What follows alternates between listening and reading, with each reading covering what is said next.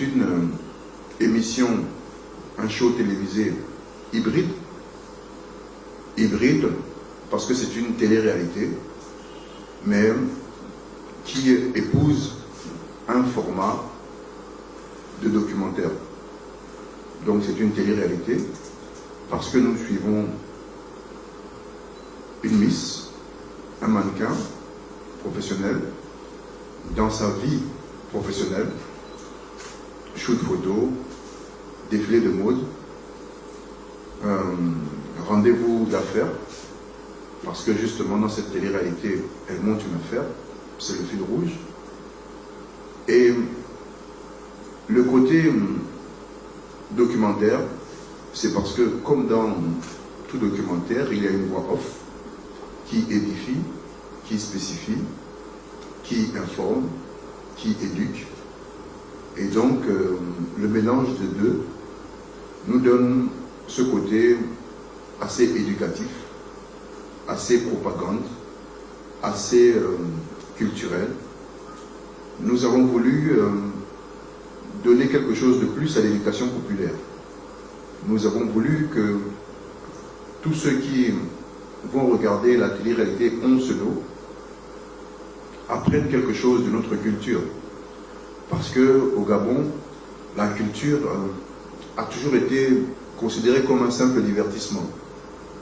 Par Oncelot, nous voulons allumer les cerveaux, comme nous avons pour coutume de le dire chez nous, en montrant que la culture est plus que du divertissement.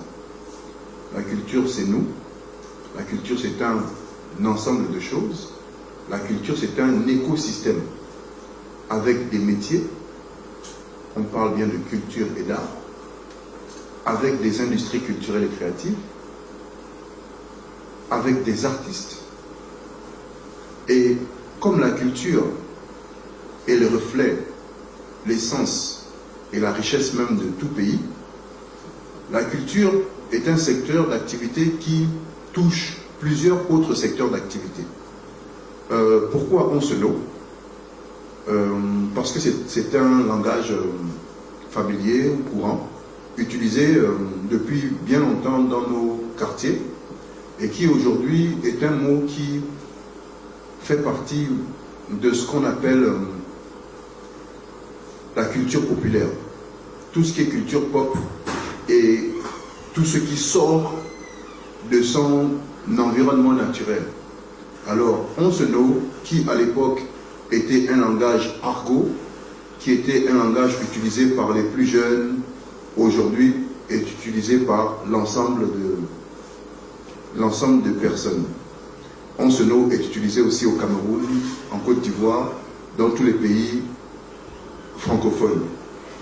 Oncelot est un mélange donc de français et d'anglais, parce qu'aujourd'hui nous cohabitons avec plusieurs communautés, et c'est un mot qui passe, comme on dit dans le milieu, c'est un mot qui passe crème.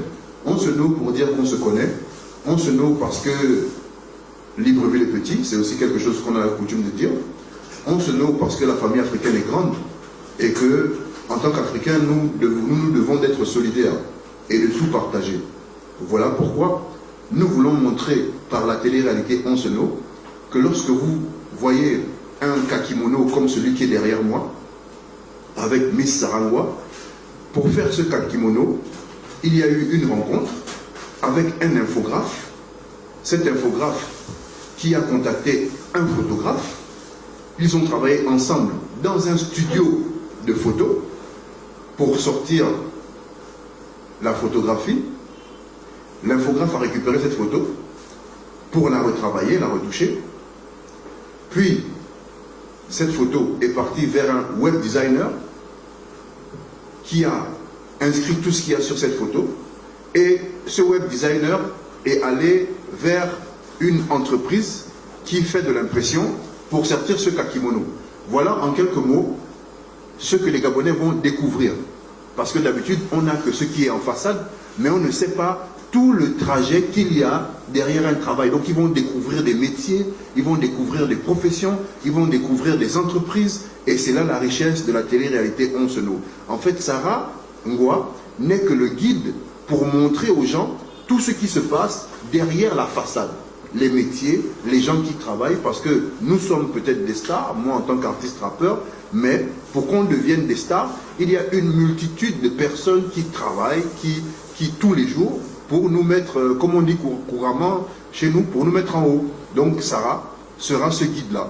Comme il a si bien dit, je suis mannequin. Le mannequin ne parle pas en général. Le mannequin marche. Donc être actrice, c'était un peu nouveau pour moi, mais pas du tout compliqué parce que, comme j'aime bien le dire, le rappeler, c'est une télé-réalité. Ça veut dire que c'est ma vie en fait. On ne me demande pas de changer de personnalité, on ne me demande pas de changer qui je suis, on me demande d'être moi-même. Et je pense que c'est parce que je suis moi-même, c'est ma personnalité qui a conquis les membres du jury du casting. Donc c'est pas quelque chose de difficile. Au courant des mois, c'est juste pour voir... ce qui est un peu difficile, c'est juste pouvoir s'adapter aux heures de travail parce que on commence quand même très tôt, on finit très tard. Donc s'accommoder, c'est ce qui était un peu difficile au début. Aujourd'hui, limite, je redemande, donc c'est le plus difficile. Et voilà, c'est comme ça que ça s'est passé. Un mannequin va côtoyer un styliste, un mannequin va côtoyer un photographe, un mannequin va côtoyer un chanteur, un mannequin va côtoyer... En fait, le mannequin côtoie le monde, et en plein dans le monde culturel. Donc, c'est pas nouveau, c'est pas compliqué. Au contraire, je les nomme.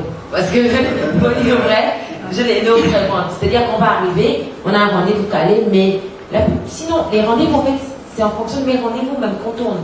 D'accord. Donc, si moi, on me contacte, c'est pas scénarisé, c'est pas on va chercher très loin. Donc, c'est ça.